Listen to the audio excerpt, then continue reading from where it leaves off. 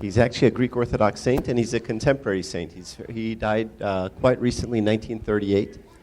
And I thought we'd talk a little bit, first of all, about what Mount Athos is. I don't know if anyone's heard of Mount Athos. It's an amazing place. Huh? Women are not allowed, making it more amazing. So, what's that? So it's actually an entire peninsula, and it's got 20 monasteries on it. And it started in 800 AD, and it currently has about 2,000 monks in all the monasteries. Only men are allowed in the monastery since the year 1046. So they basically decreed that only men are to be allowed. And if you Wikipedia it, it tells a few stories of times when women actually got on the mountain. And like once was a queen who wanted to be healed, and so they literally brought her in and they carried her carriage or whatever so that she would never set foot on the grounds, because the rule is no women allowed on this mountain. Must I? Is this being recorded? No, it just helps the monks with temptation, and just kind of a very strict place. Peter's here. So it's a very, very strict and ascetic place. So Mount Athos is like hardcore. It's men only. Yeah, we just talked about that. No, it's not that women. Let's just stop, because this cannot end well. No, don't finish that statement. So, no.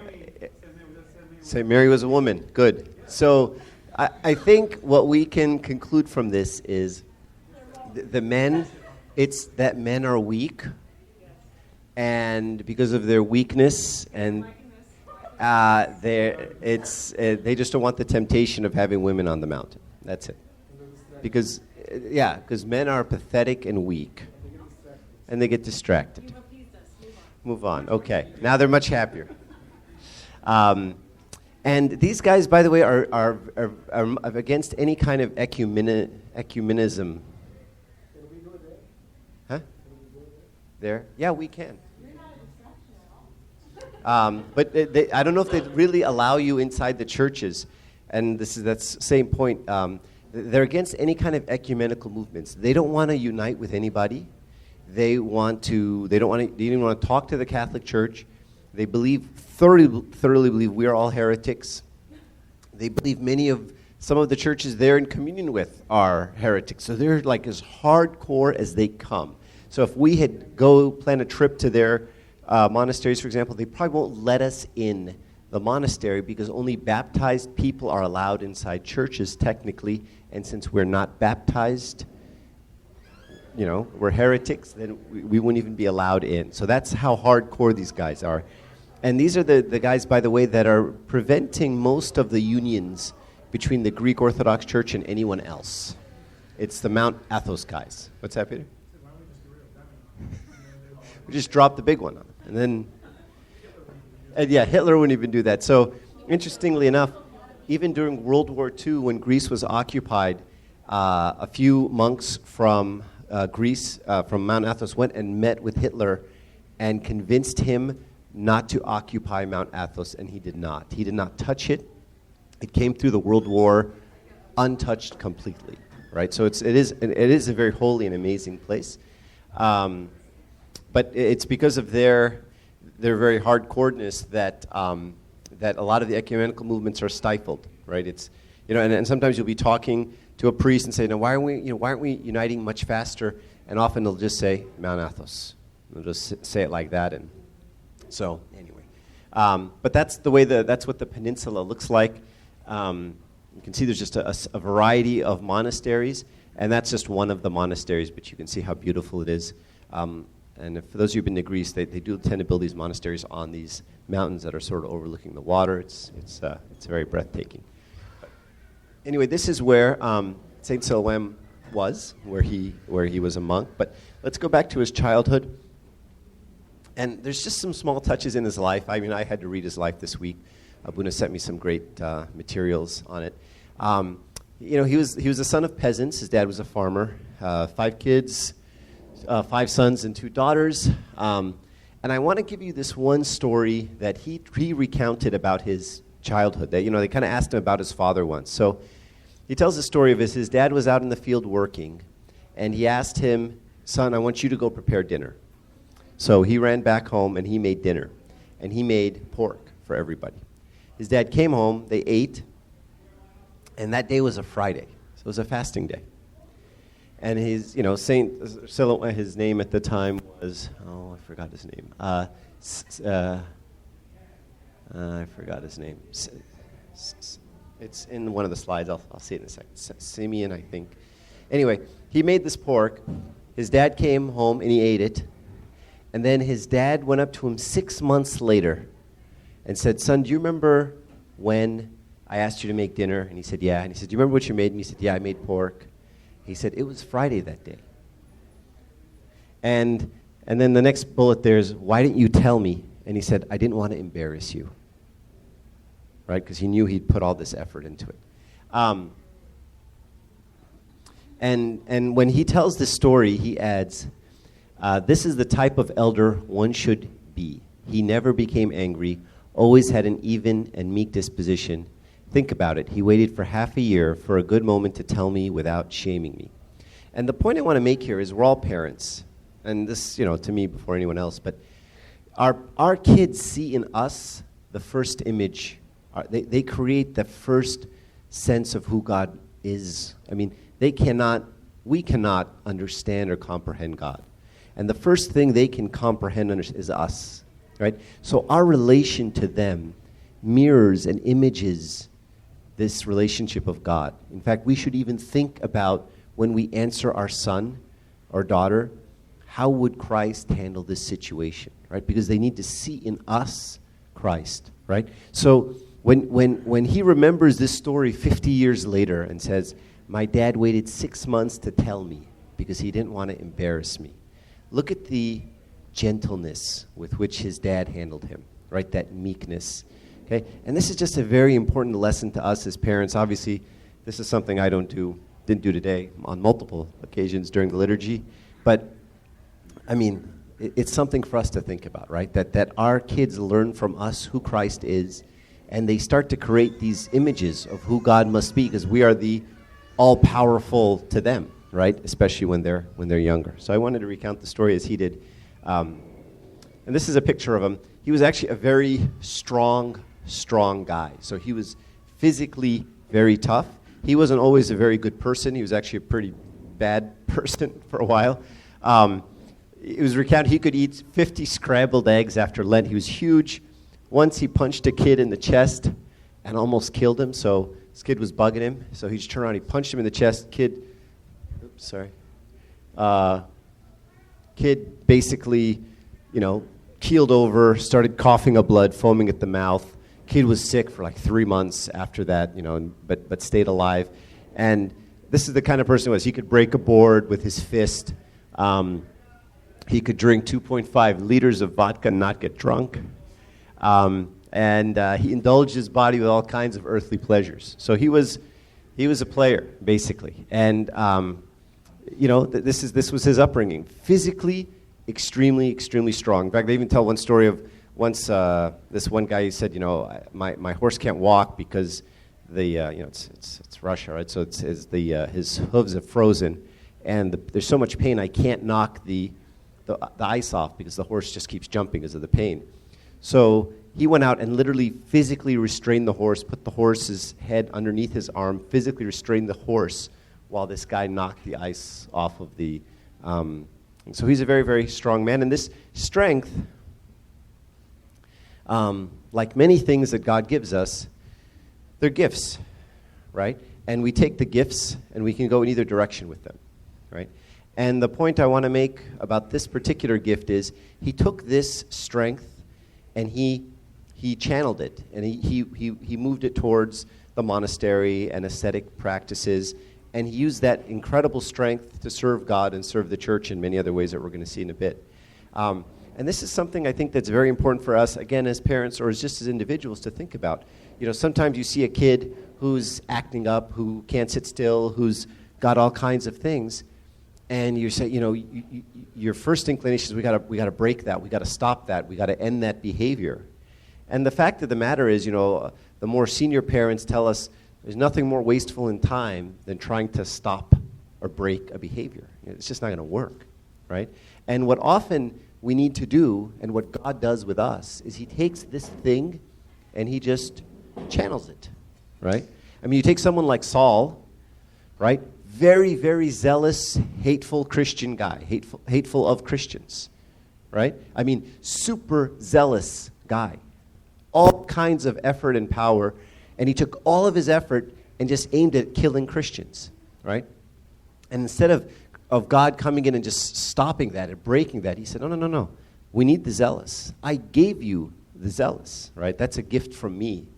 We're going to take that and we're going to make that towards Christ. And he just very gently guided it and directed it. And then Paul became super, super, super zealous towards Christianity, right? So our kids have these characteristics, right? We have these characteristics, right? They're good characteristics. They're God-given characteristics, right? And we have to take these things and we have to point them towards God. When we see a child doing something in a particular way, he's got an energy, an ability in that area. We just have to direct it, right? And say, let's point that in the right direction. Okay. So God very much in his life took this massive strength and used it for his glory. Sorry, these are a little small, but his conversion happened over a series of stages, different things that happened. It said, the story was, one night after spending some time indulging in earthly pleasures, and they didn't talk exactly about what that was, but you can imagine, Simeon, that's his name, fell asleep and in a dream saw that a snake had slid through his mouth inside him. So this was his dream. He felt disgusted and awoke, and at the same time he heard these words, "You swallowed a snake in your sleep and you are disgusted. This is how unpleasant it is for me to see your actions." And he immediately woke up, and he was thoroughly convinced that this was the voice of the Theotokos, Saint Mary, to him and talking to him. And I'll continue. There was no one in the room. He heard only a voice that spoke those words, a voice, and here's the important part, that was extraordinary in its kindness and beauty. The elder was deeply and undoubtedly convinced that this was the voice of the Mother of God. To the end of his days, he thanked the Mother of God for not forsaking him, for visiting him and helping him rise up from his fall. He said, "Now I see that the Lord and Mother of God feel sorry for people. Think of it, the Mother of God came down from heaven to show me, a lad, of the error of my ways." Several important lessons here. The first one is the connection between the saints and us, right? And this is something we believe in the Orthodox Church, and sometimes something we disagree with, or they rather disagree with us in the Protestant churches, about this idea of communion of saints, right?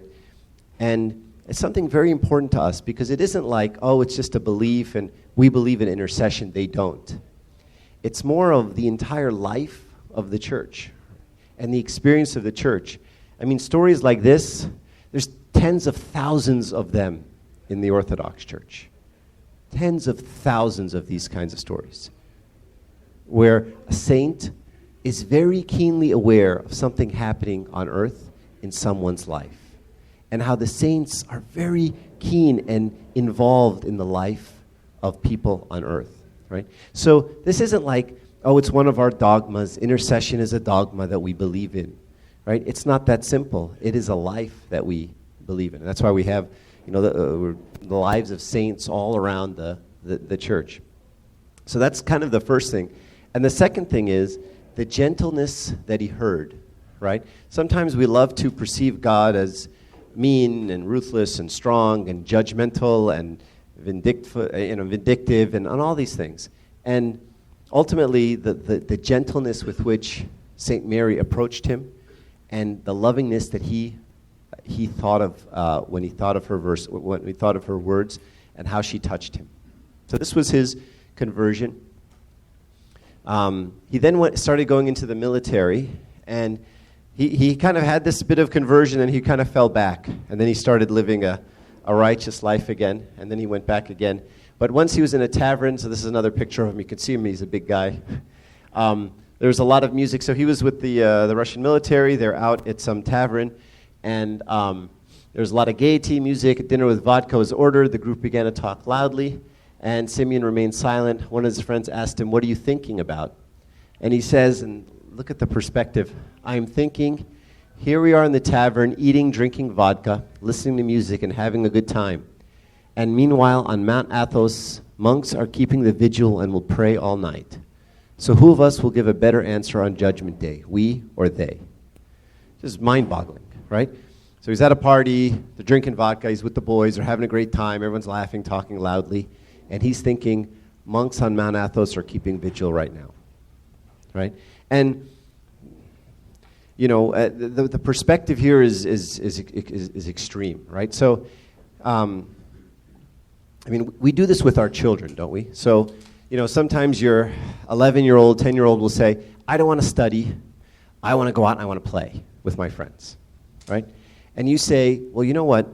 If you study for just these next few years, right? If you think about your life, you know, from the age of like 9 or 10, really, to about 22, 23, 24, you just have to study, right? It's like 15 years. And if you study really hard in those 15 years, you make this investment in those 15 years, the next 50, 60 years, right, you're going to have a much better life, right? You gotta kind of suck it up for 15 years, put your head in the game and study, and you make this investment. In the next 60 years, you're going to have a much easier life and a much better life, okay? And so this is something we teach our kids. This is a principle we teach our kids, right? Because this period, although it seems long now, it's really short actually, right, compared to the rest of your life, which is much longer, okay? So focus on the long part, even though it's the short part that's here right now, okay? So keep your eye on the prize. Look ahead, right? So we tell this to our children, we tell this to our friends, but yet when we think about our own spiritual life, right, how long were you going to live? 50, 60, 100 years? Okay, then what? Right? Then what? Right, so you got 100 years, and that's with the longevity of infinity, right, of eternity, it's nothing, right?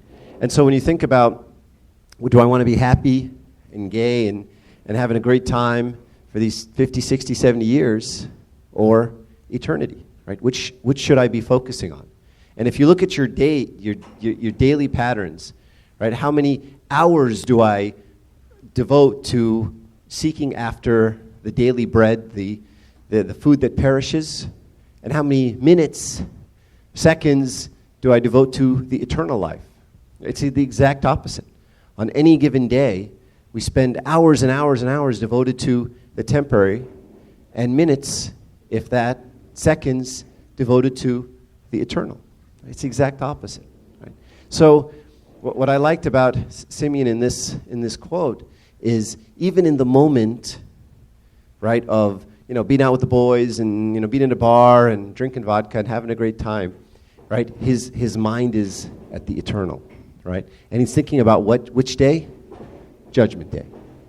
He's sitting there at a bar and he's thinking about Judgment Day, right?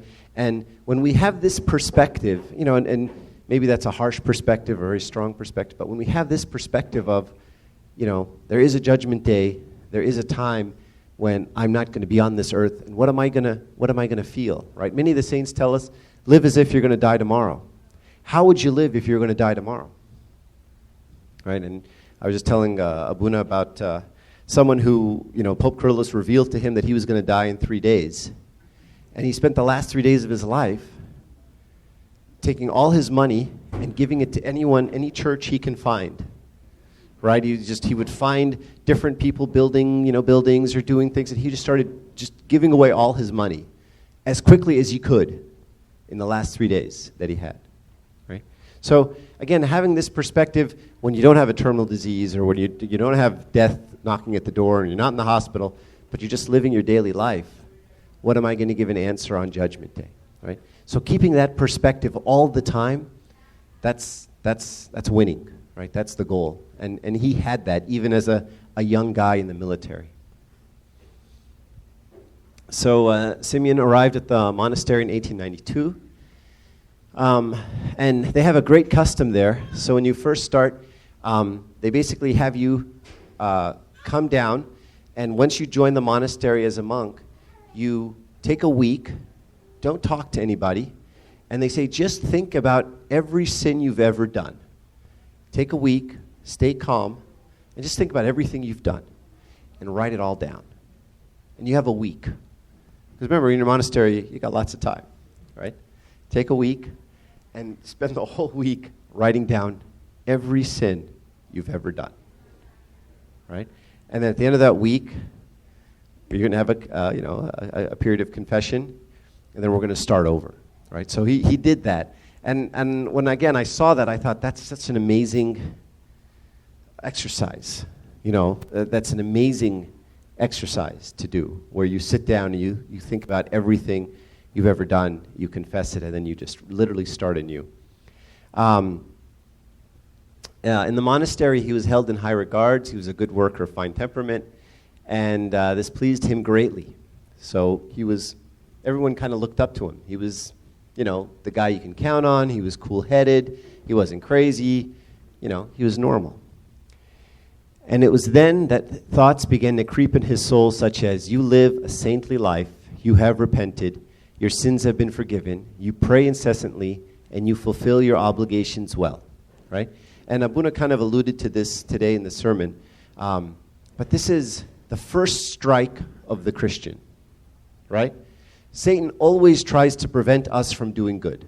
That is Satan's number one objective, okay? As soon as he fails at that objective, right? As soon as you end up doing good, the very next strike immediately is this one, right? And I'm sure many of us have experienced this, right? And if you haven't, it's easy. Just do anything good. Just do anything. And you'll get this thought, right? And if you haven't gotten this thought, then, I don't know. You will, right? Anything. Okay? You're doing pretty good. You're an okay guy, right? In fact, we even read the saints of the church. St. Anthony had these thoughts. St. Anthony thought, I wonder if I'm the most advanced monk that's ever lived. I wonder if I'm the most advanced Christian in the world right now. St. Anthony had that thought, right? So think about these things, right? The saints, they're humans. St. Silouan, human, right? We're all humans. We all get these thoughts. It's now how we deal with these things that make the difference, right? So again, the very first strike is you're doing pretty good.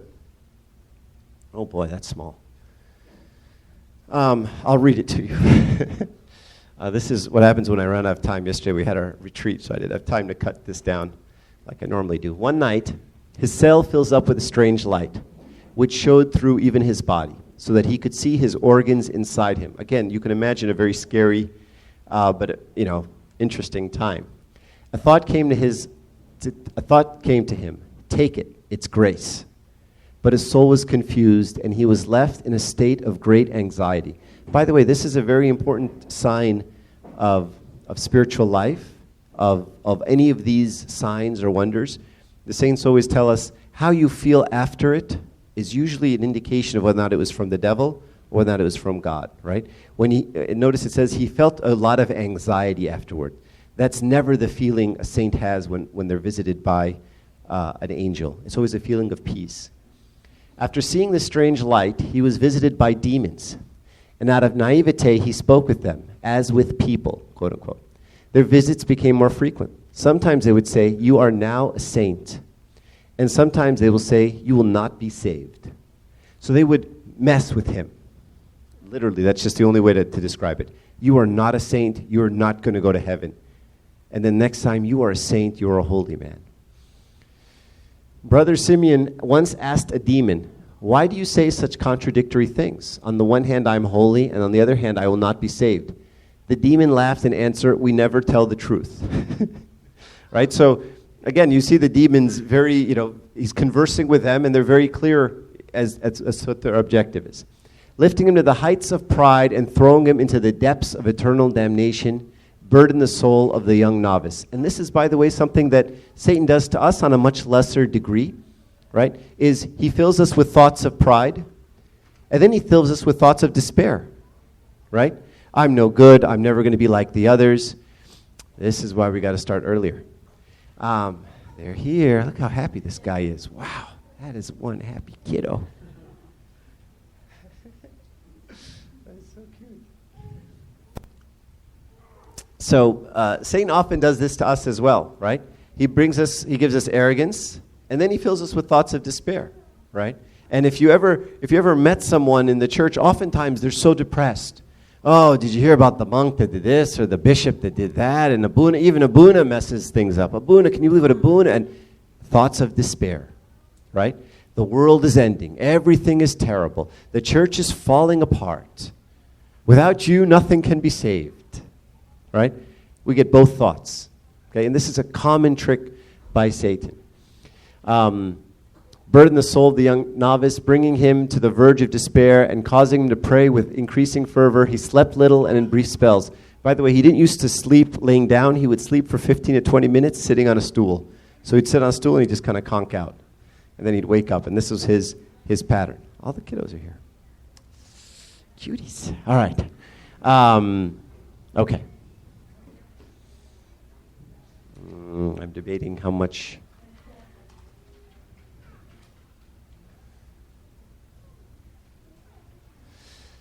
Okay. All right. So I'll finish with this last of. Sorry.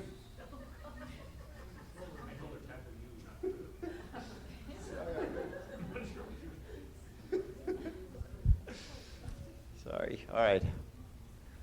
That was meant for your dad. I apologize. Okay. Okay. So. Here's something I'll point out to you very quickly. He had a... Where did Mary go?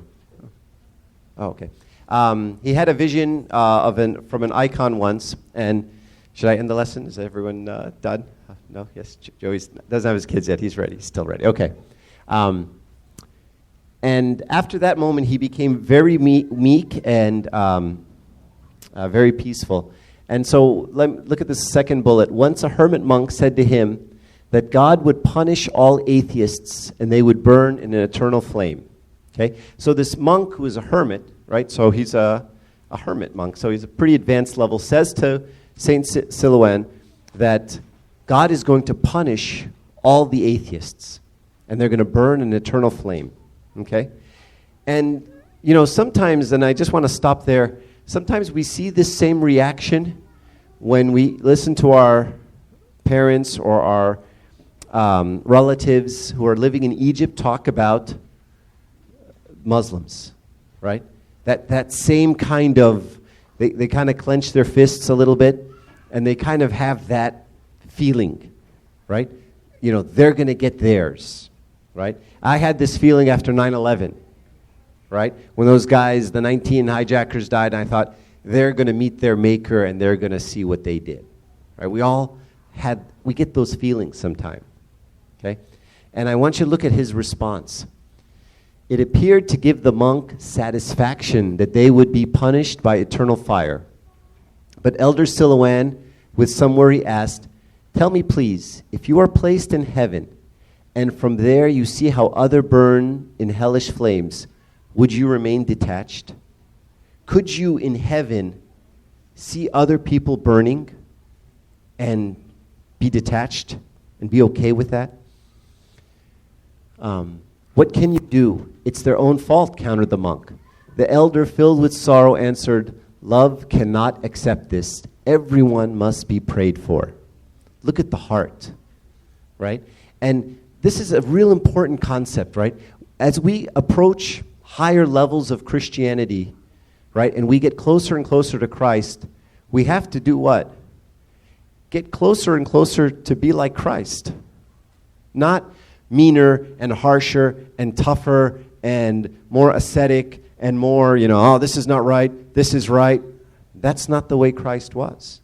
This is the way Christ was, right? So here you have this monk in Mount Athos, hardcore guy, and when someone says, another hardcore guy says, those atheists are going to burn, he says, how could you watch them burn? Where's your love? How could you see anyone, even an atheist, burn? Is that what Christ did? Was not Christ crucified with his arms wide open? for us, for everybody, for those who were cursing at him at the time. So the important lesson here is, as we become Christian, we become more like Christ, right? And this is the way Christ was. More kids are here. I think I'll stop. Does anybody have any questions, comments, criticisms, complaints? No, she does.